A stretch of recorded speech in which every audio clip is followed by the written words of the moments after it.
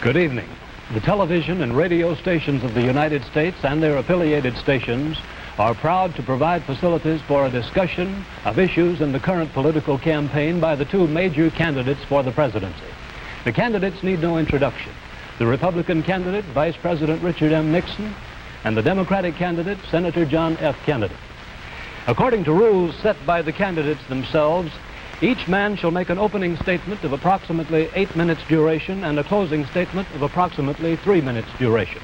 In between, the candidates will answer or comment upon answers to questions put by a panel of correspondents.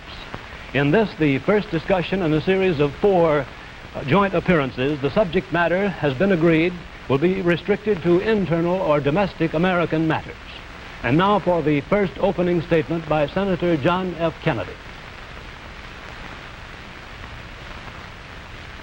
Smith, Mr. Nixon. In the election of 1860, Abraham Lincoln said the question was whether this nation could exist half slave or half free. In the election of 1960, and with the world around us, the question is whether the world will exist half slave or half free, whether it will move in the direction of freedom, in the direction of the road that we are taking, or whether it will move in the direction of slavery. I think it will depend in great measure upon what we do here in the United States, that we build, on the kind of strength that we maintain. We discussed tonight domestic issues, but I would not want that to be any implication to be given that this does not involve directly our struggle with Mr. Khrushchev for survival. Mr. Khrushchev is in New York, and he maintains the communist offensive throughout the world because of the productive power of the Soviet Union itself. The Chinese communists have always had a large population, but they are important and dangerous now because they are mounting a major effort within their own country. The kind of country we have here, the kind of society we have, the kind of strength we build in the United States will be the defense of freedom. If we do well here, if we meet our obligations, if we're moving ahead, then I think freedom will be secure around the world. If we fail, then freedom fails. Therefore, I think the question before the American people is, are we doing as much as we can do? Are we as strong as we should be? Are we as strong as we must be if we're going to maintain our independence? And if we're going to maintain and hold out the hand of friendship to those who look to us for assistance, to those who look to us for survival? I should make it very clear that I do not think we're doing enough, that I am not satisfied as an American with the progress that we're making. This is a great country, but I think it could be a greater country. And this is a powerful country, but I think it could be a more powerful country. I'm not satisfied to have 50% of our steel mill capacity unused. I'm not satisfied when the United States had last year the lowest rate of economic growth of any major industrialized society in the world, because economic growth means strength and vitality. It means we're able to sustain our defenses. It means we're able to meet our commitments abroad. I'm not satisfied when we have over $9 billion worth of food, some of it rotting, even though there is a hungry world, and even though 4 million Americans wait every month for a food package from the government, which averages 5 cents a day per individual.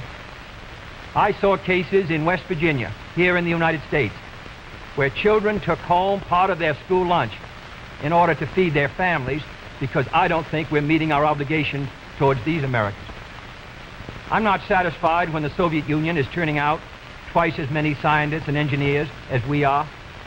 I'm not satisfied when many of our teachers are inadequately paid, or when our children go to school part-time shifts. I think we should have an educational system second to none. I'm not satisfied when I see men like Jimmy Hoffa in charge of the largest union in the United States, still free.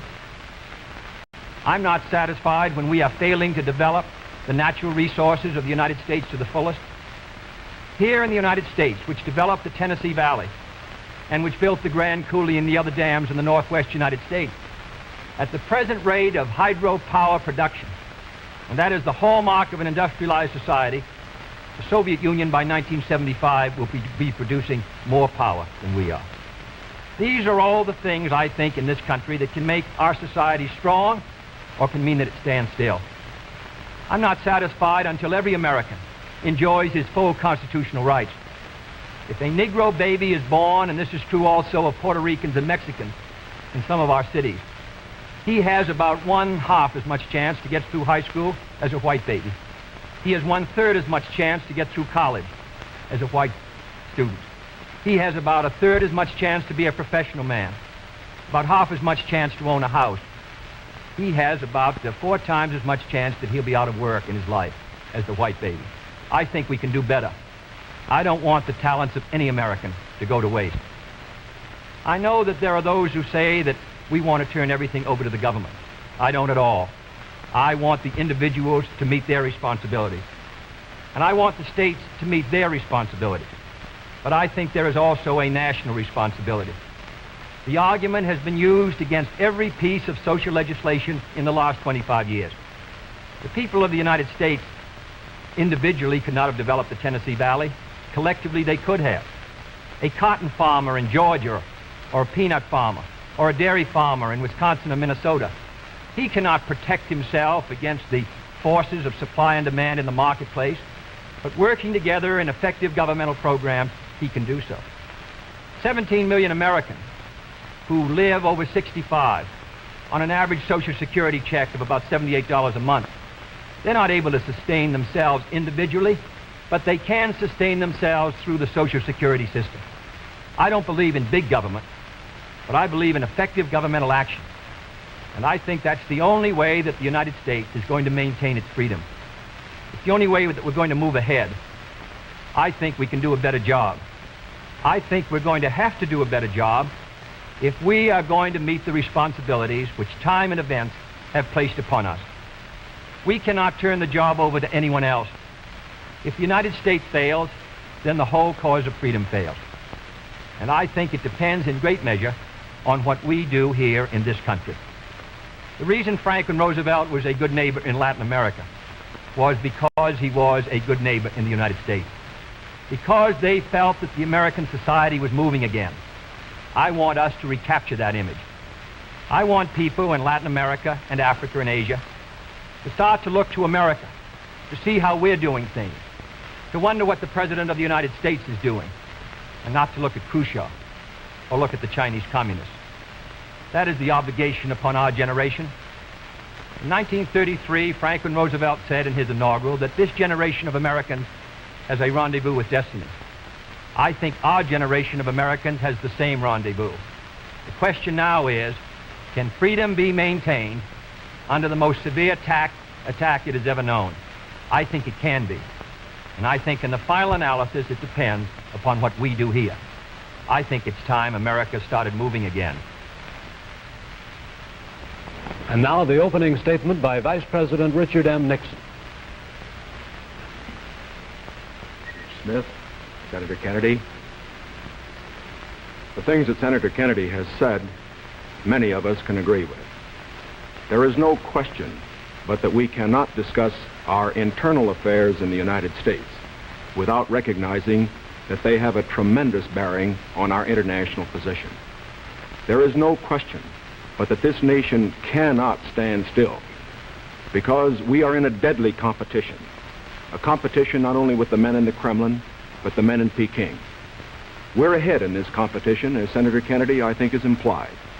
But when you're in a race, the only way to stay ahead is to move ahead.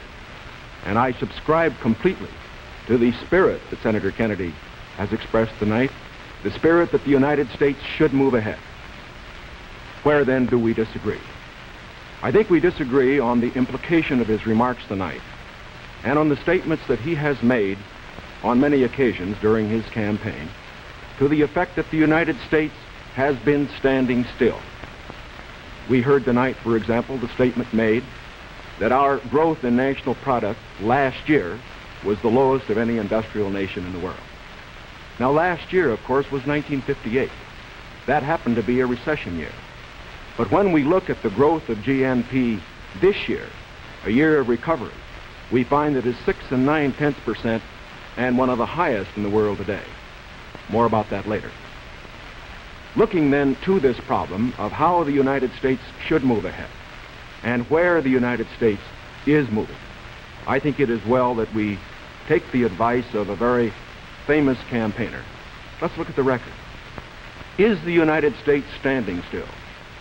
Is it true that this administration, as Senator Kennedy has charged, has been an administration of retreat, of defeat, of stagnation? Is it true that as far as this country is concerned, in the field of electric power, in all of the fields that he has mentioned, we have not been moving ahead? Well, we have a comparison that we can make. We have the record of the Truman administration of 7.5 years and the 7.5 years of the Eisenhower administration. When we compare these two records in the areas that Senator Kennedy has discussed tonight, I think we find that America has been moving ahead. Let's take schools. We have built more schools in these last 7.5 years than we built in the previous 7.5, for that matter, in the previous 20 years. Let's take hydroelectric power. We have developed more hydroelectric power in these 7.5 years than was developed in any previous administration in history. Let us take hospitals. We find that more have been built in this administration than in the previous administration. The same is true of highways. Let's put it in terms that all of us can understand. We often hear gross national product discussed, and in that respect, may I say that when we compare the growth in this administration with that of the previous administration, that then there was a total growth of 11% over 7 years. In this administration, there's been a total growth of 19% over 7 years. That shows that there's been more growth in this administration than in its predecessors. But let's not put it there. Let's put it in terms of the average family. What has happened to you? We find that your wages have gone up 5 times as much in the Eisenhower administration as they did in the Truman administration. What about the prices you pay? We find that the prices you pay went up 5 times as much in the Truman administration as they did in the Eisenhower administration. What's the net result of this? This means that the average family income went up 15% in the Eisenhower years as against 2% in the Truman years. Now, this is not standing still. But good as this record is, may I emphasize, it isn't enough. A record is never something to stand on. It's something to build on. And in building on this record, I believe that we have the secret for progress. We know the way to progress. And I think, first of all, our own record proves that we know the way. Senator Kennedy has suggested that he believes he knows the way. I respect the sincerity with which he makes that suggestion. But on the other hand, when we look at the various programs that he offers, they do not seem to be new. They seem to be simply retreads of the programs of the Truman administration which preceded it. And I would suggest that during the course of the evening he might indicate those areas in which his programs are new, where they will mean more progress than we had then. What kind of programs are we for? We are for programs that will expand educational opportunities, that will give to all Americans their equal chance for education, for all of the things which are necessary and dear to the hearts of our people. We are for programs, in addition, which will see that our medical care for the aged is much better handled than it is at the present time. Here again, may I indicate that Senator Kennedy and I are not in disagreement as to the aim. We both want to help the old people. We want to see that they do have adequate medical care. The question is the means. I think that the means that I advocate will reach that goal better than the means that he advocates. I could give better examples, but for whatever it is, whether it's in the field of housing or health or medical care or schools or the development of electric power, we have programs which we believe will move America, move her forward and build on the wonderful record that we have made over these past 7.5 years.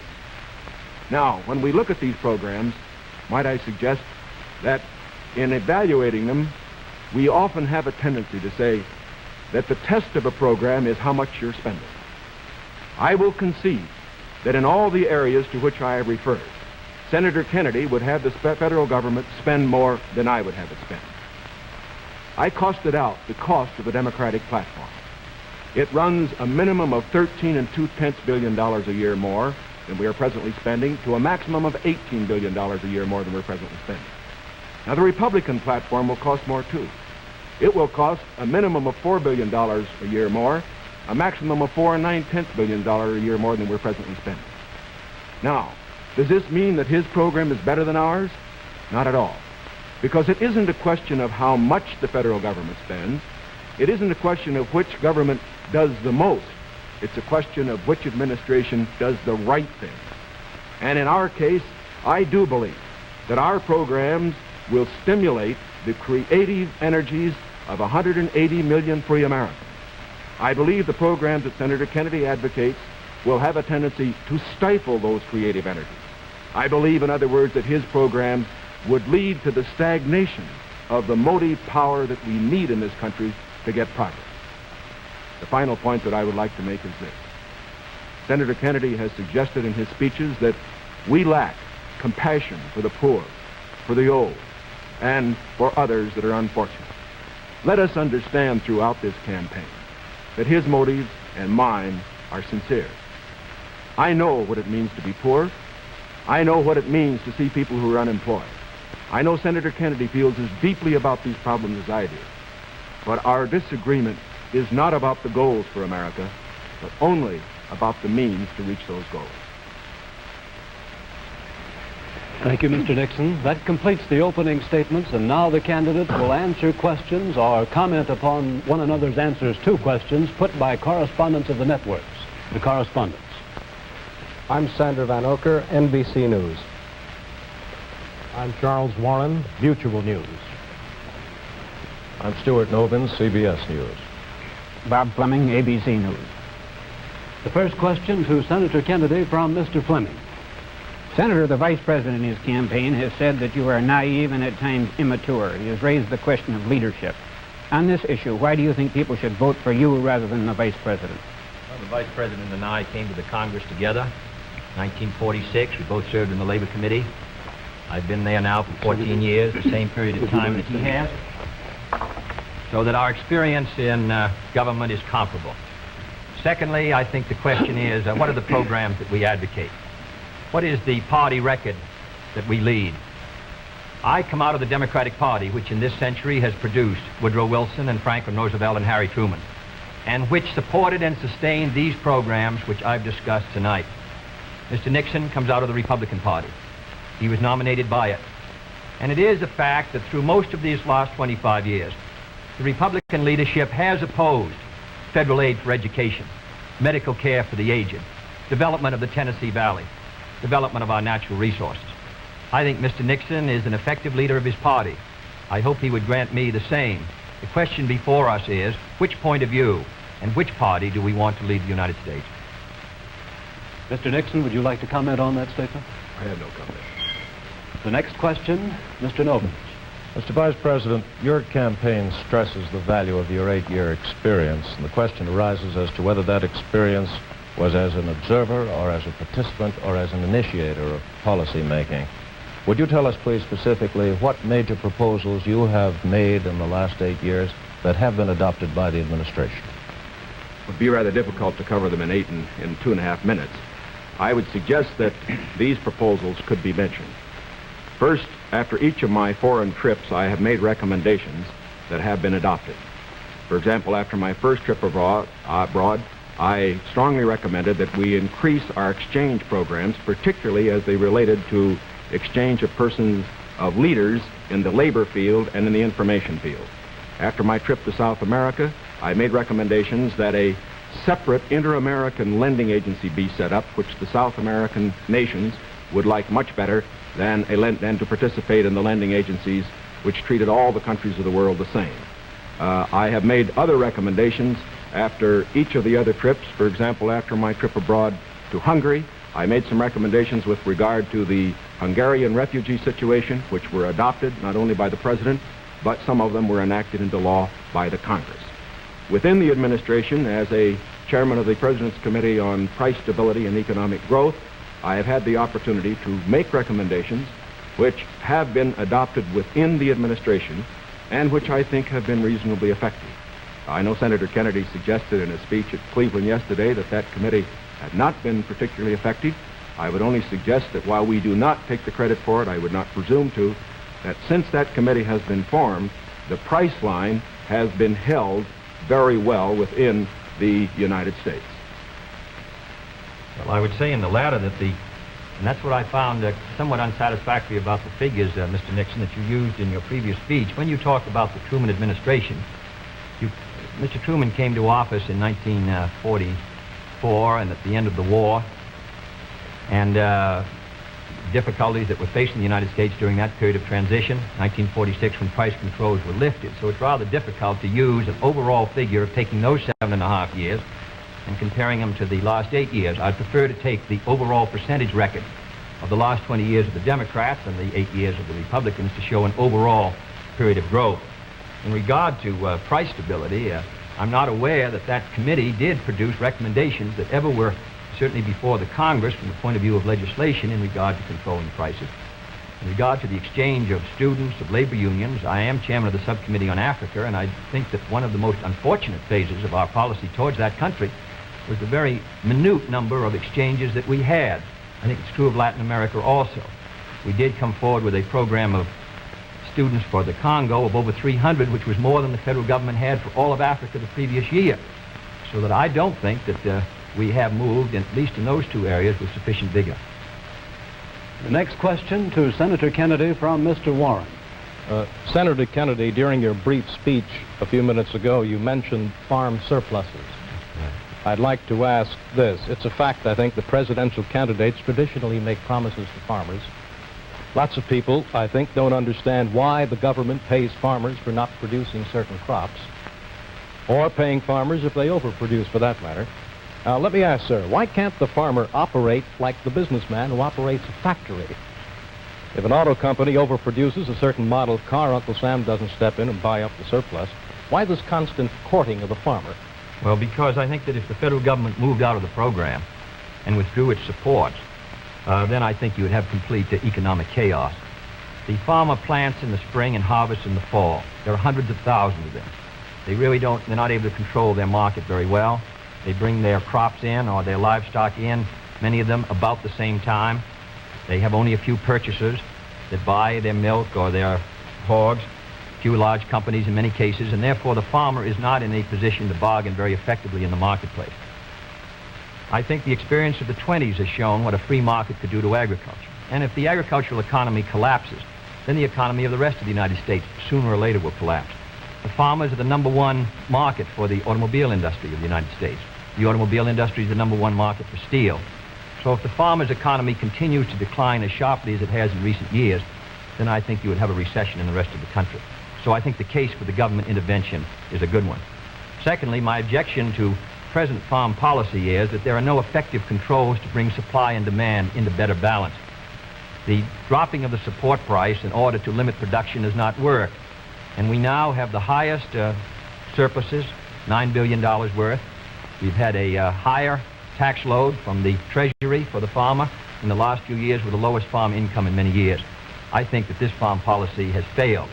And my judgment, the only policy that will work will be for effective supply and demand to be in balance. And that can only be done through governmental action. I therefore suggest that in those basic commodities which are supported, that the federal government, after endorsement by the farmers in that commodity, attempt to bring supply and demand into balance. Attempt effective production controls so that we won't have that 5 or 6% surplus which breaks the price 15 or 20%. I think Mr. Benson's program has failed. And I must say, after reading the Vice President's speech before the farmers as he read mine, I don't believe that it's very much different from Mr. Benson. I don't think it provides effective governmental controls. I think the support prices are tied to the average market price of the last 3 years, which was Mr. Benson's theory. I therefore do not believe that this is a sharp enough breach with the past to give us any hope of success for the future. Mr. Nixon, comment? I, of course, disagree with Senator Kennedy insofar as his suggestion as to what should be done on the farm program. He has made the suggestion that what we need is to move in the direction of more government controls, a suggestion that would also mean raising prices that the consumers pay for products and imposing upon the farmers controls on acreage even far more than they have today. I think this is the wrong direction. I don't think this has worked in the past. I do not think it will work in the future. The program that I have advocated is one which departs from the present program that we have in this respect. It recognizes that the government has a responsibility to get the farmer out of the trouble he presently is in because the government got him into it. And that's the fundamental reason why we can't let the farmer go by himself at the present time. The farmer produced these surpluses because the government asked him to through legislation during the war. Now that we have these surpluses, it's our responsibility to indemnify the farmer during that period that we get rid of the surpluses. Until we get the surpluses off the farmer's back, however, we should have a program, such as I announced, which will see that farm income holds up.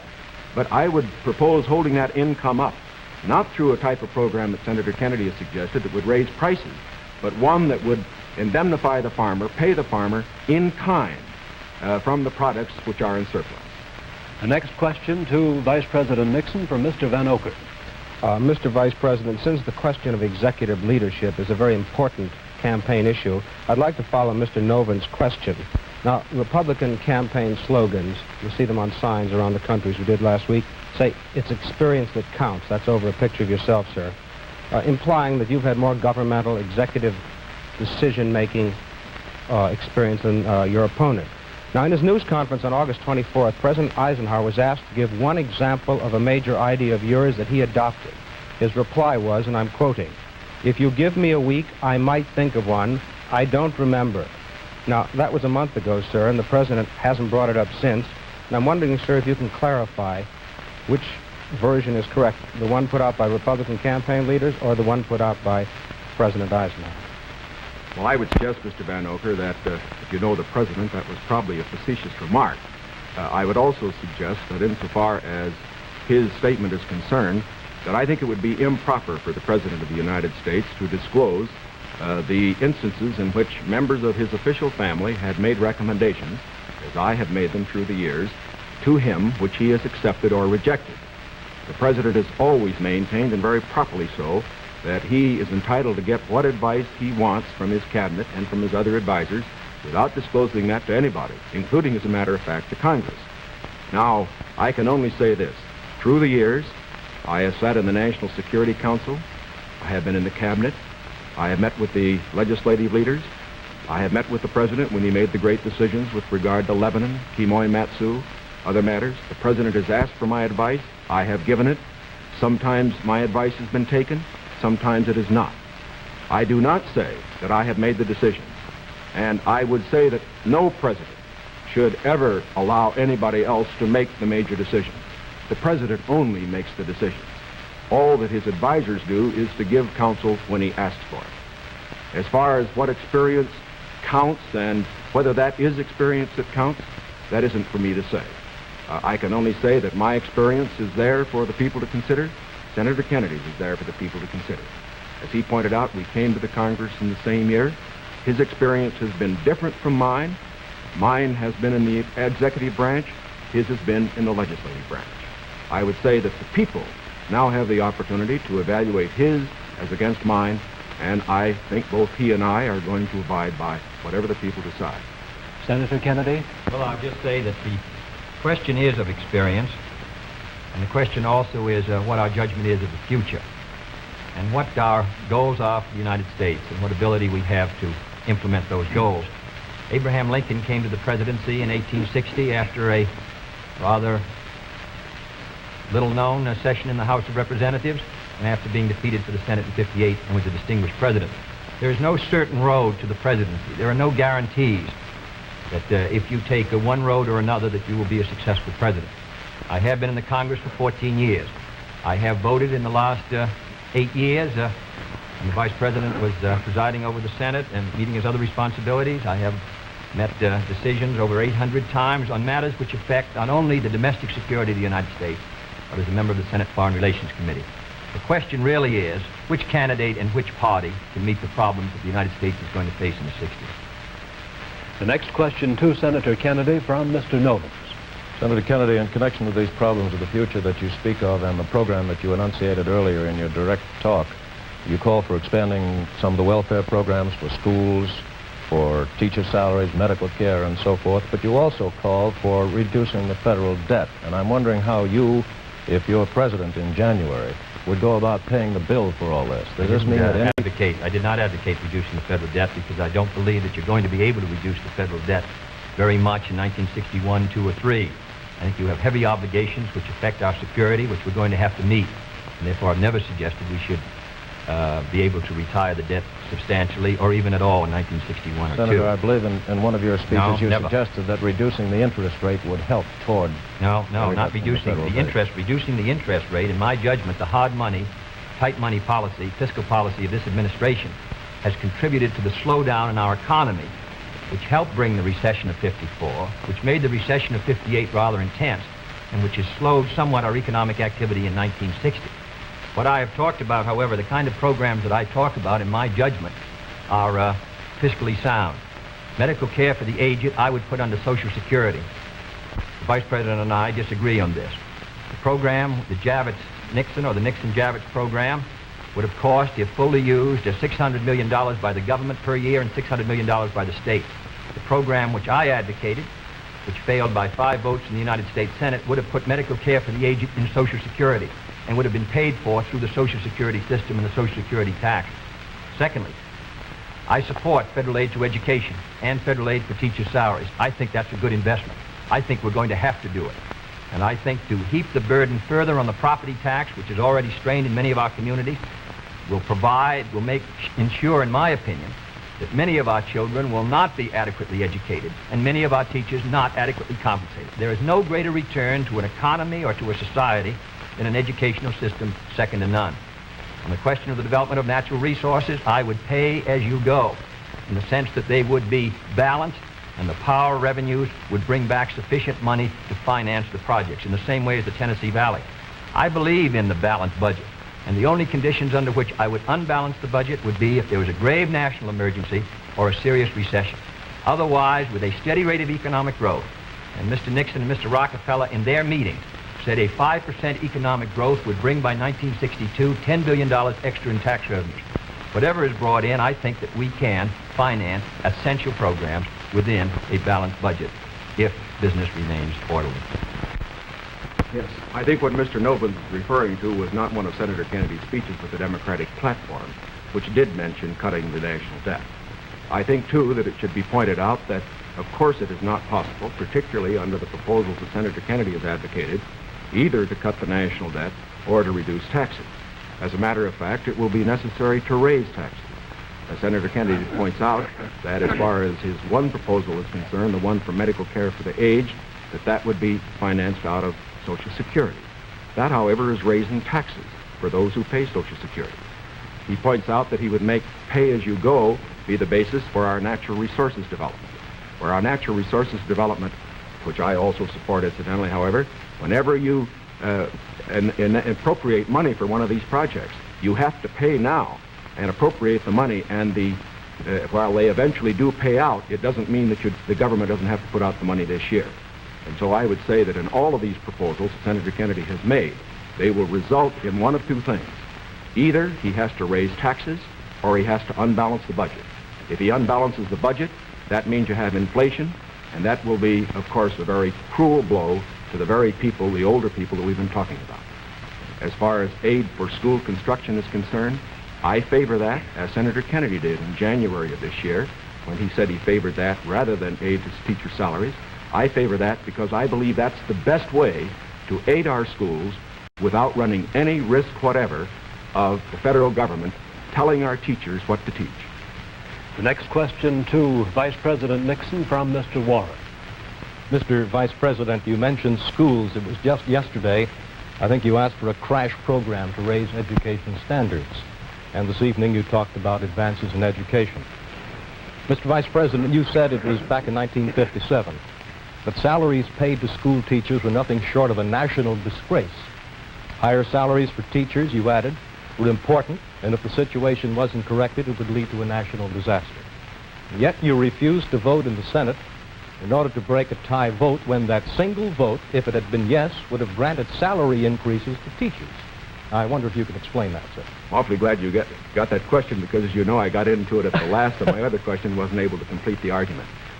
I think that the reason that I voted against having the federal government pay teacher salaries was probably the very reason that concerned Senator Kennedy when in January of this year in his kickoff press conference he said that he favored aid for school construction, but at that time did not feel that there should be aid for teacher salaries. At least that's the way I read his remarks.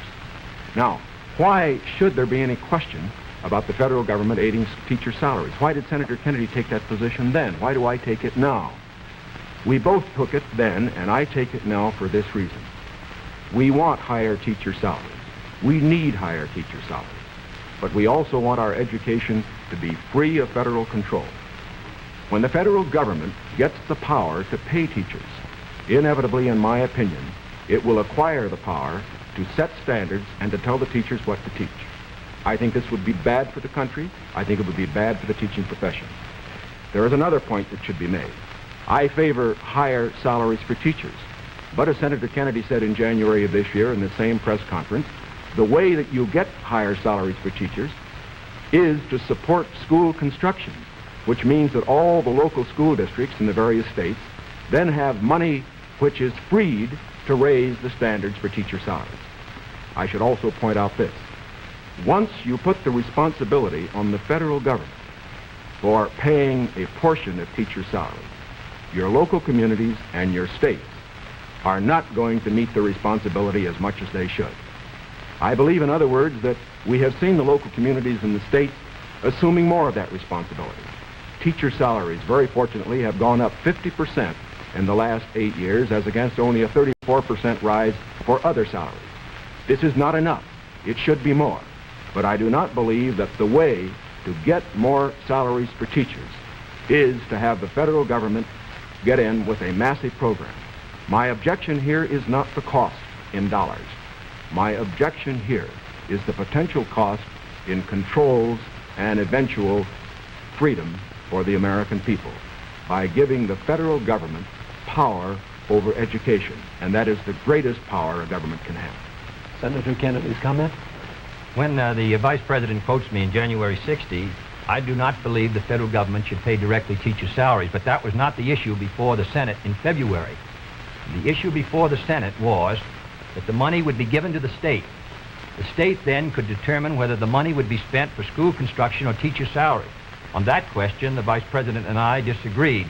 I voted in favor of that proposal and supported it strongly because I think that that provided assistance to our teachers for their salaries without any chance of federal control. And it is on that vote that Mr. Nixon and I disagreed, and his tie vote defeated. His breaking the tie defeated the proposal. I don't want the federal government paying teachers' salaries directly. But if the money will go to the states, and the states can then determine whether it shall go for school construction or for teacher salaries, in my opinion, you protect the local authority over the school board and the school committee. And therefore, I think that was a sound proposal, and that is why I supported it, and I regret that it did not pass. Secondly, there have been statements made that the Democratic platform would cost a good deal of money, and that I'm in favor of unbalancing the budget. That is wholly wrong, wholly in error, and it is a fact that in the last 8 years, the Democratic Congress has reduced the request for the appropriation by over $10 billion. That is not my view, and I think it ought to be stated very clearly on the record. My view is that you can do these programs, and they should be carefully drawn within a balanced budget if our economy is moving ahead. The next question to Senator Kennedy from Mr. Van Oker. Senator, you've been promising the voters that if you are elected president, you'll try and push through Congress bills on medical aid to the aged, a comprehensive minimum hourly wage bill, federal aid to education. Now, in the August post-convention session of the Congress, when you at least held up the possibility you could one day be president, and when you had overwhelming majorities, especially in the Senate, you could not get action on these bills. Now, how do you feel that you'll be able to get them in January if you weren't able to get them in August? If I may take the bills, we did pass in the Senate a bill to provide a $1.25 minimum wage. It failed because the House did not pass it, and the House failed by 11 votes. And I might say that 2/3 of the Republicans in the House voted against a $1.25 minimum wage, and a majority of the Democrats sustained it. Nearly 2/3 of them voted for the $1.25.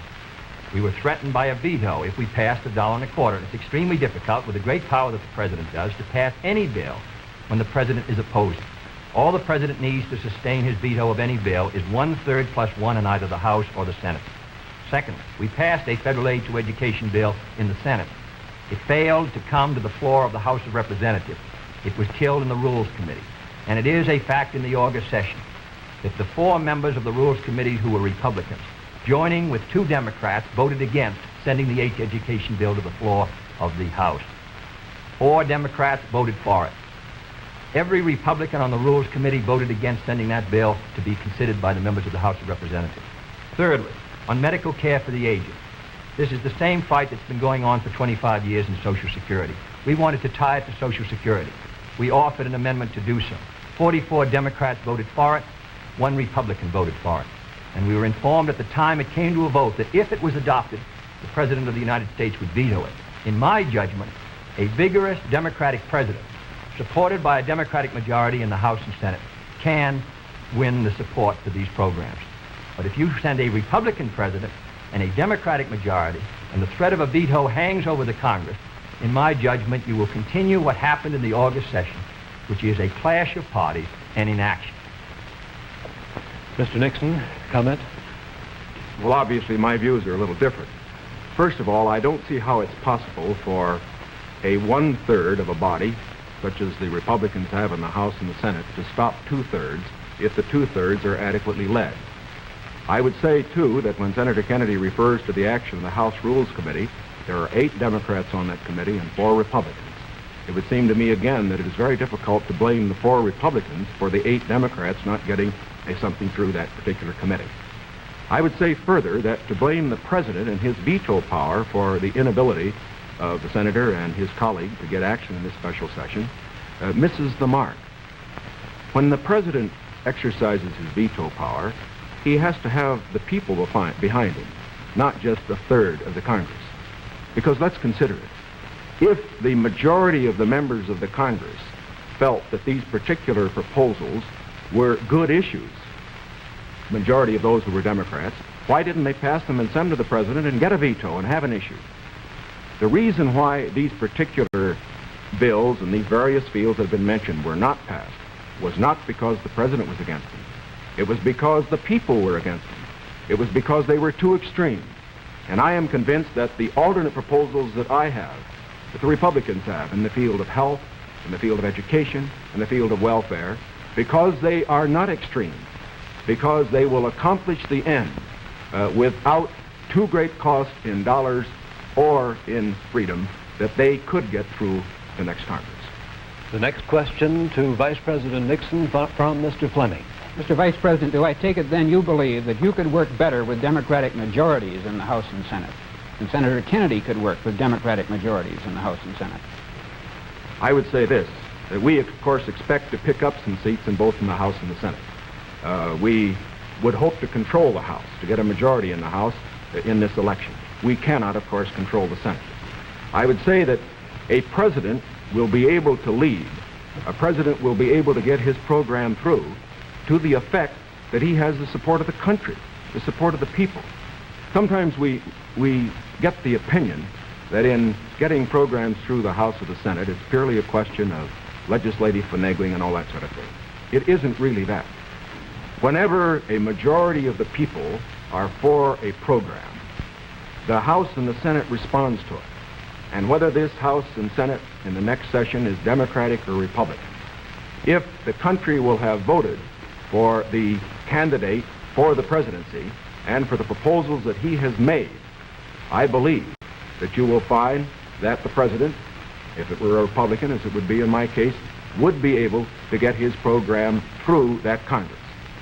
Now, I also say that as far as Senator Kennedy's proposals are concerned, that, again, the question is not simply one of a presidential veto stopping programs. You must always remember that a president can't stop anything unless he has the people behind him.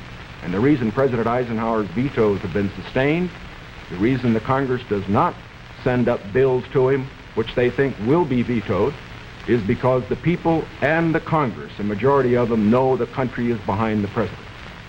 Senator Kennedy? Well, now let's look at these bills that the Vice President suggests were too extreme. One was a bill for $1.25 an hour for anyone who works in a store or a company that has $1 million a year business. I don't think that's extreme at all. And yet nearly 2/3 to 3/4 of the Republicans in the House of Representatives voted against that proposal. Secondly was the federal aid to education bill. It was a very, because of the defeat of teacher salaries, it was not a bill that met, in my opinion, the need. The fact of the matter is, it was a bill that was less than you recommended, Mr. Nixon, this morning in your proposal. It was not an extreme bill. And yet we could not get one Republican to join. At least, I think, 4 of the 8 Democrats voted to send it to the floor of the House, not one Republican, and they joined with those Democrats who were opposed to it. I don't say the Democrats are united in their support of the program, but I do say a majority are, and I say a majority of the Republicans are opposed to it. The third is medical care for the aged, which is tied to Social Security, which is financed out of Social Security funds. Does not put a deficit on the Treasury. The proposal advanced by you and by Mr. Javits would have cost $600 million. Mr. Rockefeller rejected it in New York, said he didn't agree with the financing at all, said it ought to be on Social Security. So these are 3 programs which are quite moderate. I think it shows the difference between the 2 parties. One party is ready to move in these programs, the other party gives them lip service. Mr. Warren's question for Senator Kennedy. Senator Kennedy, on another subject, communism is so often described as an ideology or a belief that exists somewhere other than in the United States. Let me ask you, sir, just how serious a threat to our national security are these communist subversive activities in the United States today? Well, I think they're serious. I think it's a matter that we should continue to give great care and attention to. We should support the laws which the United States has passed in order to protect us from those who would destroy us from within. We should sustain the Department of Justice in its efforts and the FBI, and we should be continually alert. I think if the United States is maintaining a strong society here in the United States, I think that we can meet any internal threat. The major threat is external and will continue. Mr. Nixon, comment? I agree with Senator Kennedy's appraisal generally in this respect. The question of communism within the United States has been one that has worried us in the past. It is one that will continue to be a problem for years to come. We have to remember that the Cold War that Mr. Khrushchev is waging and his colleagues are waging is waged all over the world, and it's waged right here in the United States. That's why we have to continue to be alert. It is also essential in being alert that we be fair. Fair because by being fair, we uphold the very freedoms that the communists would destroy. We uphold the standards of conduct which they would never follow.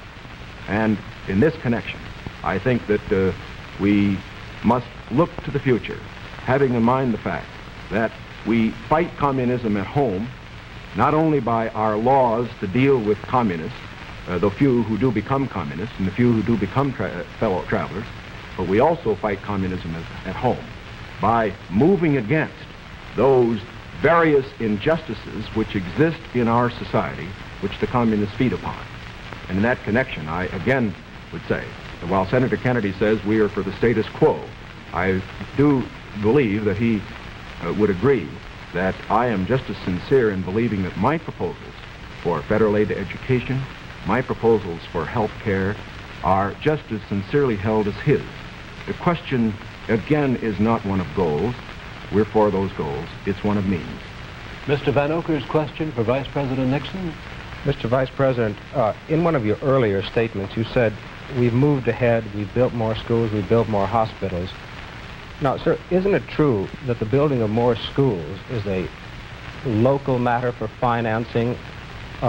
Were you claiming that the Eisenhower administration was responsible for the building of these schools, or is it the local school districts that provide for them? Not at all.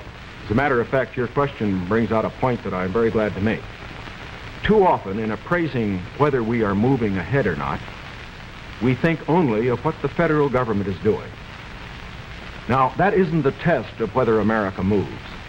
The test of whether America moves is whether the federal government, plus the state government, plus the local government, plus the biggest segment of all, individual enterprise, moves. We have, for example, a gross national product of approximately $500 billion. Roughly $100 billion to $125 billion of that is the result of government activity. $400 billion, approximately, is the result of what individuals do. Now, the reason the Eisenhower administration has moved, the reason that we've had the funds, for example, locally, to build the schools and the hospitals and the highways, to make the progress that we have is because this administration has encouraged individual enterprise. And it has resulted in the greatest expansion of the private sector of the economy that has ever been witnessed in an 8-year period. And that is growth. That is the growth that we are looking for.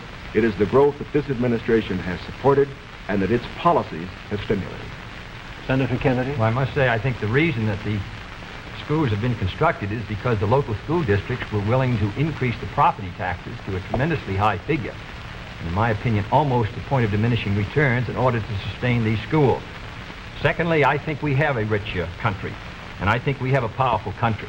I think what we have to do, however, is have the president and the leadership set before our country exactly what we must do in the next decade if we're going to maintain our security in education, in economic growth, in development of natural resources. The Soviet Union is making great gains. It isn't enough to compare what might have been done 8 years ago, or 10 years ago, or 15 years ago, or 20 years ago. I want to compare what we're doing with what our adversaries are doing, so that by the year 1970, the United States is ahead in education, in health, in building, in homes, in economic strength. I think that's the big assignment, the big task, the big function of the federal government. Can I have the summation time, please? We've completed our questions and our comments, and in just a moment we'll have the summation time. This will allow 3 minutes and 20 seconds for the summation by each candidate. 3 minutes and 20 seconds for each candidate. Vice President Nixon, will you make the first summation? Thank you, Mr. Smith. Senator Kennedy, first of all, I think it is well to put in perspective where we really do stand with regard to the Soviet Union in this whole matter of growth. The Soviet Union has been moving faster than we have, but the reason for that is obvious. They start from a much lower base. Although they have been moving faster in growth than we have, we find, for example, today, that their total gross national product is only 44% of our total gross national product. That's the same percentage that it was 20 years ago. And as far as the absolute gap is concerned, we find that the United States is even further ahead than it was 20 years ago. Is this any reason for complacency? Not at all. Because these are determined men. They are fanatical men. And we have to get the very most out of our economy. I agree with Senator Kennedy completely on that score. Where we disagree is in the means that we would use to get the most out of our economy. I respectfully submit that Senator Kennedy too often would rely too much on the federal government, on what it would do to solve our problems, to stimulate growth. I believe that when we examine the Democratic platform, when we examine the proposals that he has discussed tonight, when we compare them with the proposals that I have made, that these proposals that he makes would not result in greater growth for this country than would be the case if we followed the programs that I have advocated. There are many of the points that he has made that I would like to comment upon. The one in the field of health is worth mentioning. Our health program, the one that Senator Javits and other Republican senators as well as I supported, is one that provides for all people over 65 who want health insurance the opportunity to have it if they want it. It provides a choice of having either government insurance or private insurance. But it compels nobody to have insurance who does not want it. His program under Social Security would require everybody who had Social Security to take government health insurance whether he wanted it or not. And it would not cover several million people who are not covered by Social Security at all. Here is one place where I think that our program does a better job than his. The other point that I would make is this. This downgrading of how much things cost, I think many of our people will understand better when they look at what happened during the Truman administration when the government was spending more than it took in. We found savings over a lifetime eaten up by inflation. We found the people who could least afford it, people on retired incomes, people on fixed incomes, we found them unable to meet their bills at the end of the month. It is essential that a man who's president of this country certainly stand for every program that will mean for growth. And I stand for programs that will mean growth and progress. But it is also essential that he not allow a dollar spent that could be better spent by the people themselves. Senator Kennedy, your conclusion? The point was made by Mr. Nixon that the Soviet production is only 44% of ours. I must say that 44% in that Soviet country is causing us a good deal of trouble tonight. I want to make sure that it stays in that relationship. I don't want to see the day when it's 60% of ours and 70 and 75 and 80 and 90% of ours, with all the force and power that it could bring to bear in order to cause our destruction. Secondly, the Vice President mentioned medical care for the aged.